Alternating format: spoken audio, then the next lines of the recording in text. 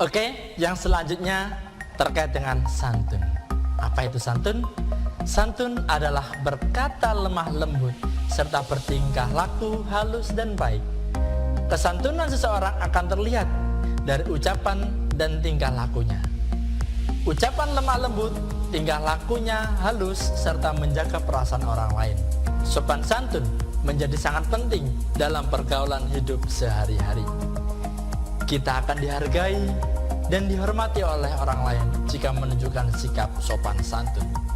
Orang lain merasa nyaman dengan kehadiran kita. Sebaliknya, orang lain pun merasa tidak nyaman bila kita tidak menunjukkan sikap sopan santun. Sopan santun dapat diterapkan di mana saja, dalam keadaan apa saja, dan kapan saja. Karena sopan santun merupakan perwujudan cara kita dalam bersikap yang terbaik. Selanjutnya contoh dari sopan santun. Yang pertama, ketika di sekolah, biasakan mengucapkan salam sambil tersenyum kepada orang di sekolahan, baik itu guru, tata usaha, teman, dan lain sebagainya. Yang kedua, mematuhi tata tertib sekolah, termasuk bagian dari sopan santun. Yang ketiga, menghormati bapak ibu guru serta bertutur kata lemah lembut kepada siapapun juga. Sopan santun ketika di keluarga. Yang pertama, seorang anak wajib menghormati dan menyayangi kedua orang tua. Terlebih seorang ibu, sungguh jasanya yang tak ternilai. Ingatlah, pengorbanan seorang ibu luar biasa. Mulai dari mengandung, melahirkan, merawat, mendidik kita sampai sekarang gini, sampai Anda yang sudah besar sekarang, sampai Anda yang sudah usia SMP ini masih diberikan nikmat sehat walafiat, itu semuanya karena kasih sayang orang tua. Ridhonya Allah juga tergantung ridhonya orang tua. Ridallahu fi ridal walidain wa sukhtullahi fi sukhtil walidain. Ridhoan Allah tergantung keridhoan orang tua, dan murkanya Allah tergantung murkanya orang tua. Yang ketiga, di masyarakat.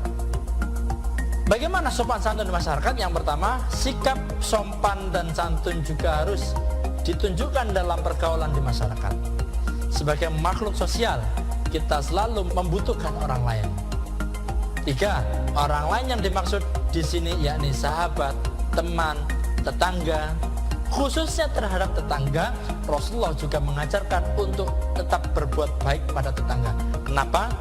Karena yang tahu situasi dan kondisi kita di rumah, yang pertama kali tahu yakni tetangga.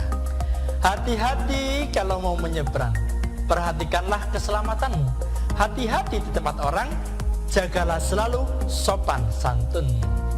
Allah Subhanahu wa taala memerintahkan agar bertutur kata yang baik kepada sesama manusia, sebagaimana firman Allah dalam Quran surah Al-Baqarah surat kedua ayat 83. A'udzu billahi minasyaitonir rajim.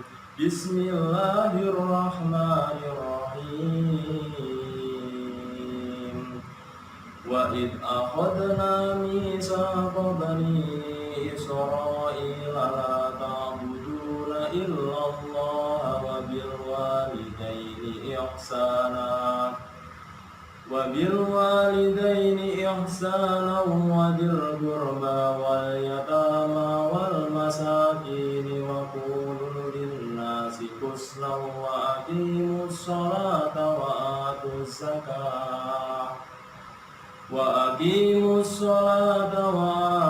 zakata summa tawallaytum illa qalilan minkum wa antum mu'ridun. Yang artinya, dan ingatlah ketika kami mengambil janji dari Bani Israel, yakni janganlah kamu menyembah selain Allah, dan berbuat baiklah kepada ibu bapakmu, kaum kerabat, anak-anak yatim, dan orang-orang miskin, serta bertutur katalah yang baik kepada manusia. Dirikanlah salat dan tunaikanlah zakat. Kemudian kamu tidak memenuhi janji itu kecuali sebagian kecil daripada kamu, dan kamu selalu berpaling Quran surat Al-Baqarah surat kedua ayat 83. Dalam surat ini kita diperintahkan untuk senantiasa bertutur kata baik. Jadi bertutur kata baik itu diperintahkan oleh Allah. Kalau di media sosial pun juga gitu. Dengan jari jemari kita sudah mewakili tutur kata kita. Jari jemari kita harus gunakan dengan cara baik, berkomentar yang baik, ya, berkomentar yang baik, tidak berkomentar yang tidak bermanfaat, apalagi memberikan fitnah, apalagi berkomentar yang membuat sakit hati orang lain. Jangan, ya, kita harus bertutur kata yang baik. Selanjutnya, malu. Apa itu malu? Malu adalah menahan diri dari perbuatan jelek, kotor, tercela, dan hina. Sifat malu itu terkadang merupakan sifat bawaan dan juga bisa merupakan hasil dari latihan. Namun demikian, untuk menumbuhkan rasa malu perlu usaha, niat, ilmu, serta pembiasaan. Rasa malu merupakan bagian dari iman karena dapat mendorong seseorang untuk melakukan kebaikan dan mencegahnya dari kemaksiatan. Termasuk yang Bapak sampaikan tadi di awal.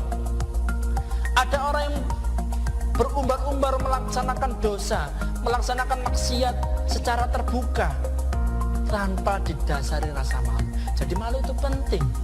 Kenapa? Karena dengan rasa malu yang bisa mengerem diri kita untuk senantiasa tidak melakukan perbuatan yang dibenci oleh Allah. Dalam hadis riwayat Muslim dikatakan dari Abu Hurairah radhiyallahu anhu berkata, Rasulullah SAW bersabda, iman itu ada 70 cabang lebih, 60 cabang lebih. Yang paling utama yakni perkataan la ilaha illallah, dan yang paling ringan yakni menyingkirkan gangguan dari jalan, dan malu itu termasuk bagian dari iman. Hadis riwayat Muslim. Begitu hebatnya pengaruh rasa malu terhadap kehidupan, dapat memberi pengaruh yang sangat signifikan, yang sangat positif bila rasa malu kita tanamkan dalam hati kita untuk tidak melakukan hal-hal yang tidak melanggar hukum, agama, dan masyarakat. Dan kita pun masih diberi akal yang sehat untuk berpikir mana yang baik dan mana yang tidak baik. Rasa malu akan muncul jika kita beriman dan menghayati betul bahwa Allah Subhanahu wa taala itu Maha Kuasa atas segala sesuatu. Allah Subhanahu wa taala Maha melihat, Maha mengetahui, dan Maha mendengar. Tidak ada yang bisa kita sembunyikan dari Allah. Semua aktivitas badan, pikiran, dan hati kita semuanya diketahui oleh Allah. Termasuk Anda dalam goa sekalipun, termasuk Anda di dalam keadaan yang tertutup pun, termasuk Anda di dalam keadaan ruang yang tidak diketahui seorang pun, Allah Maha tahu. Karena Allah Maha tahu segala sesuatu. Badan basah terkena hujan, ganti baju biar tak kedinginan. Yang benar ayo kita teruskan, yang keliru ayo kita tinggalkan. Anak-anakku sekalian yang Bapak banggakan, itu tadi makna tata krama, sopan santun, dan rasa malu. Lalu bagaimana contoh dalam kehidupan sehari-hari dan apa manfaatnya? Ikuti terus video ini, jangan kemana-mana, jangan di skip, check it out. Jangan kemana-mana, tetap di channel TV 9 Santun Menyejukkan.